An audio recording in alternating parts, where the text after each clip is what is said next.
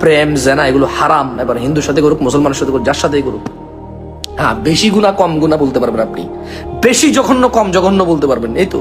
But still মুসলমানের সাথে জানা করাও পৃথিবীর সবচেয়ে জঘন্য নিকৃষ্টতম কাজ। কেন? আল্লাহ কোরআনে বলছে ওয়ালা তাকরাবুজ জিনা, তোমরা জিনার কাছেও যেও না। এবার মুসলমান কি আর হিন্দু কি? হ্যাঁ, বলছেন যে মুসলমান মেয়েদেরকে হিন্দুরা ফাঁসাচ্ছে, কি ধরনের আশ্চর্য।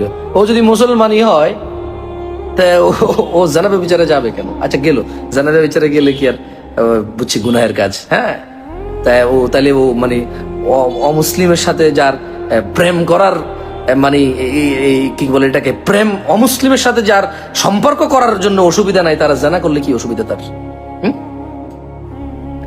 মানে আমি বলছি না যে সে ভালো করছে, আমি জাস্ট আসলে আমি কি বলতে চাচ্ছি আপনারা প্লিজ ভুল বুঝিয়েন না। মানে ওর বাবা মায়ের উচিত ওকে দিন শিক্ষা দেওয়া, ওর উচিত ওর মসজিদের খতিবের উচিত এমন খুতবা দেওয়া যে খুতবায় সে জ্ঞান পাবে।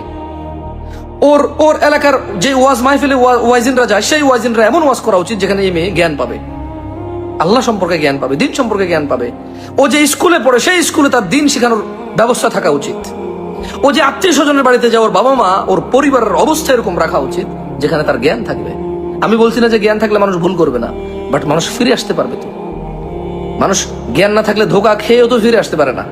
জ্ঞান থাকলে মানুষ অন্যায় করে, অবিচার করে, এরপরে আবার নিজে নিজে আল্লাহকে ভয় পেয়ে ফিরে আসে, আলহামদুলিল্লাহ। ক্ষতিপূরণ করার চেষ্টা করে, সে জানে হাউ টু রিটার্ন, বাট জ্ঞানটা তো লাগবে।